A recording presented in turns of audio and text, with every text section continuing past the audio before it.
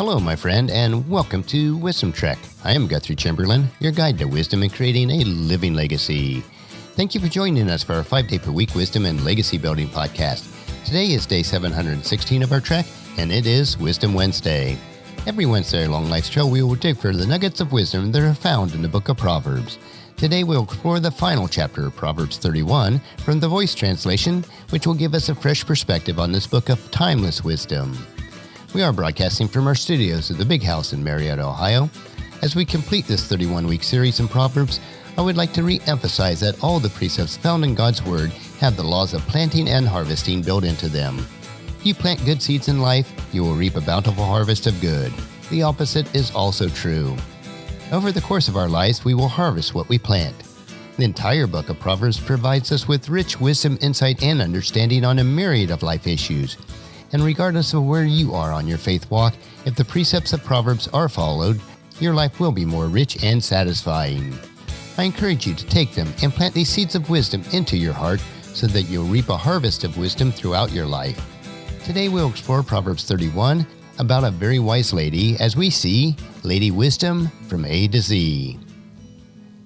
In chapter 31, we hear of a second non-Israelite. Like Agar, Lemuel is a wise son. But unlike Agar, Lemuel is also a king. This is an oracle of Lemuel.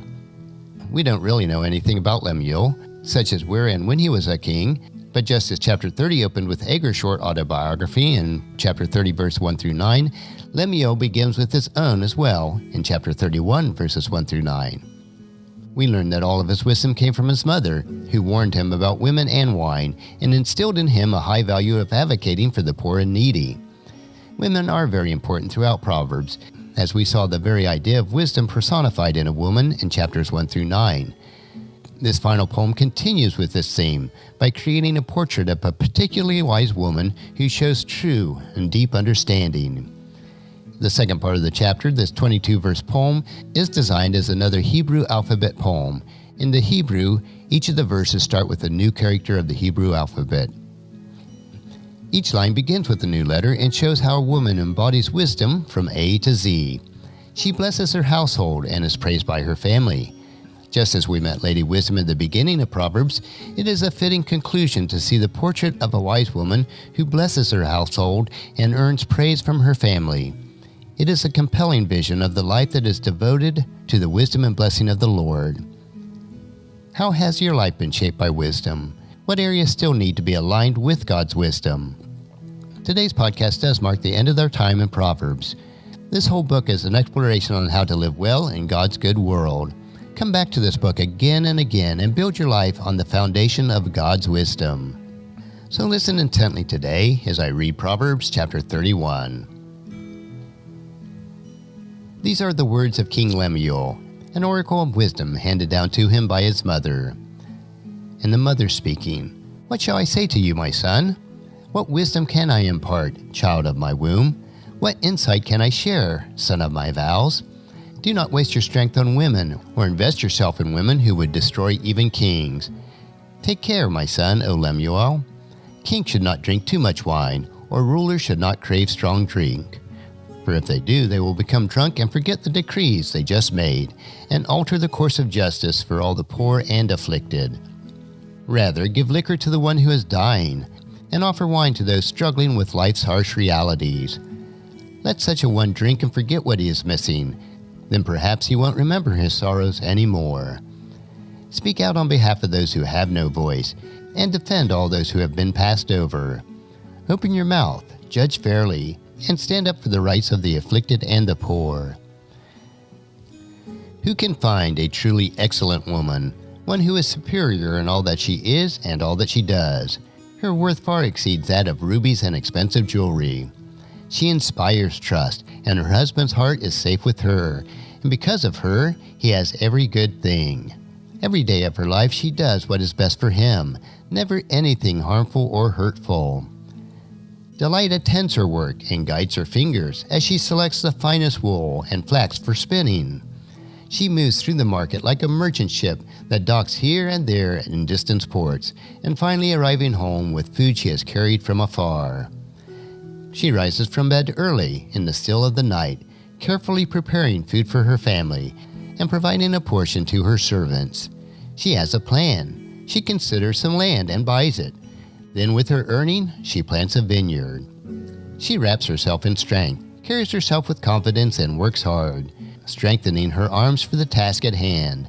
She tastes success and knows it is good, and under lamplight she works deep into the night. Her hands skillfully place the unspun flax and wool on the distaff, and her fingers twist the spindle until thread forms. She reaches out to the poor and extends mercy to those in need. She is not worried about the cold or snow for her family, for she has clothed them all in warm crimson coats. She makes her own bed linens and clothes herself in purple and fine cloth. Everyone recognizes her husband in the public square, and no one fails to respect him as he takes his place of leadership in the community. She makes linen garments and sells them in the market, and she supplies belts for the tradesmen to carry across the sea. Clothed with strength and dignity, with nothing to fear, she smiles when she thinks about her future. She conducts her conversation with wisdom, and the teaching of kindness is ever her concern. She directs the activities of her household and never does indulge in laziness.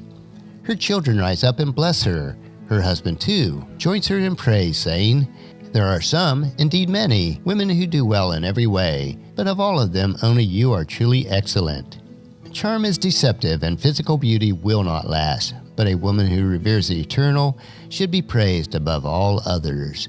Celebrate all that she has achieved. Let all of her accomplishments publicly praise her.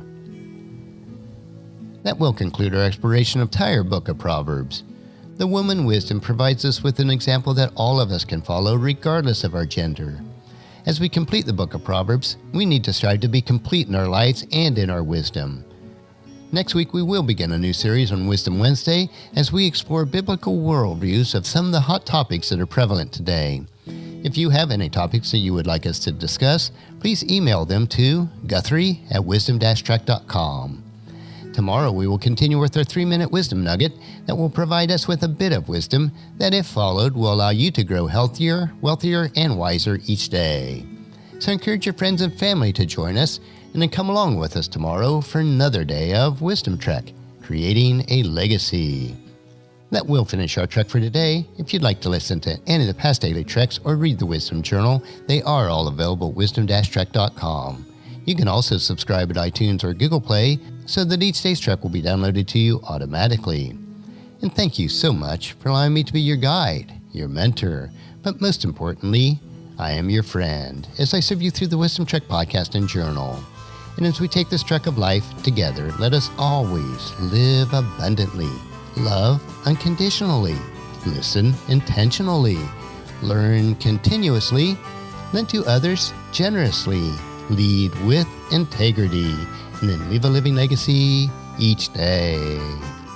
I am Guthrie Chamberlain, reminding you to keep moving forward, enjoy your journey, and then create a great day every day. See you tomorrow.